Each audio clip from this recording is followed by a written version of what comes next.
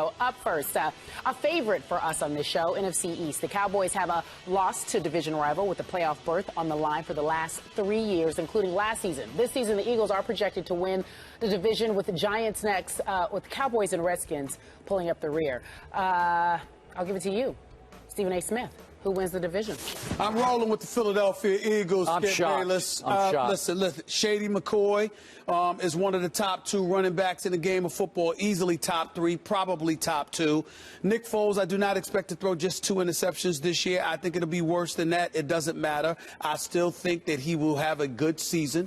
I think that we've underestimated Chip Kelly and the kind of impact his offensive genius was going to have on the game of football. I don't believe that the NFL has him figured out yet.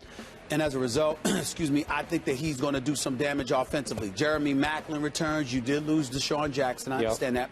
But you still have Brent Selleck. You still have Jeremy Maclin. You still have Riley Cooper. You don't have the distraction of your wide receiver being caught at a country music concert, spewing racial epithets, getting himself, exiled from the team so he can go through a weekend of counseling and all of this other stuff before coming back and playing for the team. I think absent those distractions, the combination of what they have on the offensive side of the ball, the fact that I think that you've got an additional year under your belt, you've improved a little bit defensively. I'm just of the mindset that combined with the weakness that exists within the rest of the NFC East leads me to believe that the Philadelphia Eagles are going to win the division. Now we get to the wild card. And I've struggled because I'm thinking about some of the teams coming out of it, and it's really no need to mention it. I was thinking about the Washington Redskins getting a wild card spot, but I'm sorry, I don't think that's going to happen. I think the NFC East somehow, some way will manage to beat up on each other as they always do. I think RG3 and the Redskins will have a better season. They will obviously not be 3-13, but that doesn't mean they're going to be 11-5 or 10-6 either. I think a team wins the division with a 10-6 record, which I believe the Philadelphia Eagles will have either 10 or 11 games. I think the next team will win about 9 games, which is the Washington Redskins, but I don't think that's going to be enough to get to the postseason because some other teams within the NFC. So as a result, they're on the outside looking in. And don't get me started on the New York Giants with this new coordinator, McAdoo. He and Eli Manning don't seem to be sinking. Eli Manning with the receivers, Victor Cruz and the crew don't seem to be sinking. I think that the Giants, in all likelihood, will end up having an awful season. And I think the Dallas Cowboys may go down as one of the worst defenses in NFL history. They will make noise week after week after week. They will be losing 42-40. They will be losing 50-45. They will be Dallas is going to give up over 35 points a game. Oh, boy. They are just that god-awful defensively. They will come in dead last within the NFC East division, and that is going to be that. My turn. Your turn. And you make, as Herm always says, you make some great points, Stephen A. My turn. I'm rolling with the No, I'm not. I'm rolling with the No. You are. I can't. Skip. Come on. You ready for this? I'm listening. Oh boy. I'm rolling with the Dallas Cowboys by default. To win the division? I'm doing it. I am doing it. I am doing it. He fell off the stage. He fell off the stage. I almost fell off the steps. Are you telling me you really? Do I have to sit here and listen to this? Yes, come back here. Listen to my argument. I'm about to convince you. I'm about to convince you. Sit down and listen to me. Listen to the wisdom. Listen to the wisdom. The Dallas Cowboys are going to win the division. Yes. Let me explain why. I'm glad you didn't hurt yourself. Have a seat. Okay. Come on. Now, I realize. Let's get some order. Throughout the preseason, I've said again and again on this show, the Dallas Cowboys, my Dallas Cowboys, have 6-10 written all over them. So I went to bed last night, and I'm thinking, I can't make a case for Philly without Deshaun. I just don't love Philly. I don't love Nick Foles. I don't think he'll be Nick Foles 27-2 as he was last year. I can't make a case for my guy RG3. I still love him. But day after day, he holds media sessions in which he puts himself on the couch. He did it again yesterday. It's not RG3 anymore. It's RGIII, because all he talks about is himself. All he talks about is his feelings his new coach, he's maybe his old coach, and he was heartbroken over the loss. I'm sick and tired of it. He's not right in his head right now. We didn't see one flash of the old RG3 through this new preseason with Jay Gruden. I'm sorry, I'm with you. I can't even pick either one of those teams to make the playoffs. I'm sorry, your Eagles are out of the playoffs. So by default, I start thinking about my Dallas Cowboys. And usually, when I go out on a limb on this show, I am solo out on that limb. When I said Tim Tebow would take over a 1-4 team and go 7-4, everybody thought I was the one guy who was nuts. When I said Johnny Manziel would win at Tuscaloosa, you laughed at me. When I said last year that my Spurs would rebound from the Ray Allen shot and come back and win it all, everybody said, oh, stop it. And they won it all. I got an assist from a friend this morning in USA Today, a guy you know very well. Jarrett Bell, USA Today's NFL columnist. Don't tell me a panelist on ESPN's Football NFL Insider show. What did he say? He picked the Dallas Cowboys to win the division. And when I saw that this morning, I thought, you know what? I should have the guts to do the same thing because I don't love anybody else in the division. And I'm going to remind you, my Dallas Cowboys, even with Kyle Orton at quarterback last year in the final game, almost beat the Philadelphia Eagles to sweep the division. Yep. They went 5-1 last year, and I'm pretty sure they can go 5-1 again this year. And I'm looking at the first 3 games. They open at home with San Francisco. The 49ers are reeling right now. I'm going to pick Dallas to win that game.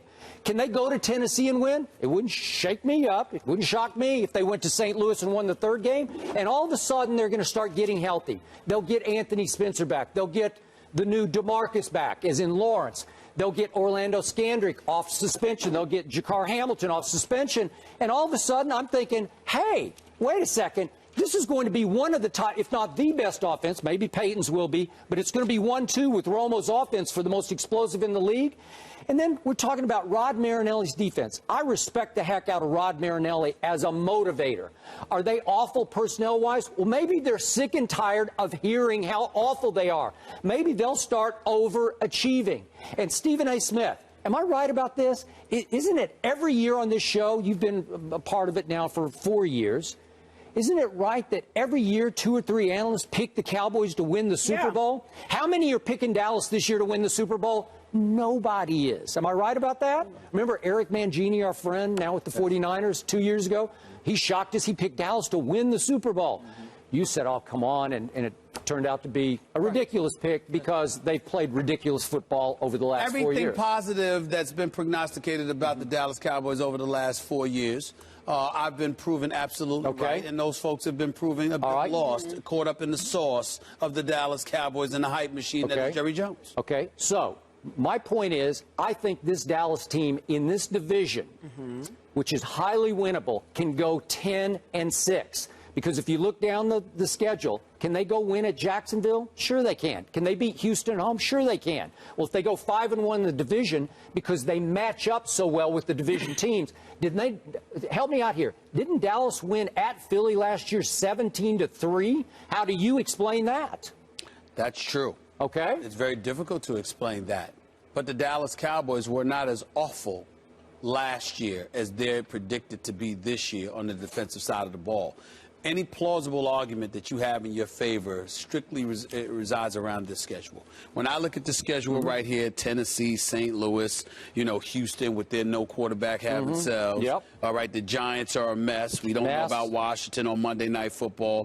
But I also see San Francisco. I see New Orleans. I see a game at Seattle. I see a Monday night game against Washington. I see Arizona on this schedule. That's 5 games right there. They're at Chicago, at Philadelphia, at Washington. They're losing 2 of those games. So when I think about the Dallas Cowboys, if you want to make a legitimate argument that they could have yet a 4th consecutive 8-8 season, I'm with you there. I'm willing to surmise that, you know what, I'm willing to modify my position and say, you know what, it's possible they could go 8-8. But to win the division and go to the playoffs, these boys are allergic to prosperity, Skip Bayless. It makes no sense what you're saying. It makes no sense that anything like this could happen for the Dallas Cowboys. It's a black cat running around that franchise. I'm trying to tell you something right now, and I'm going to say it again. I didn't want to go there, but you know where I'm going. What are the Dallas Cowboys? An accident waiting to happen.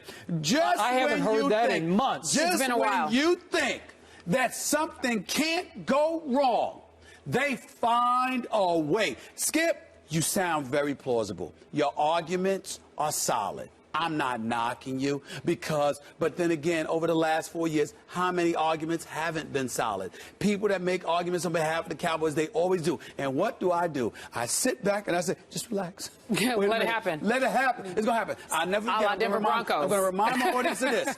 They're playing the Denver Broncos. They take the lead. I'm sitting there in my crib, chilling, okay? Chilling. And I'm going like this, relax.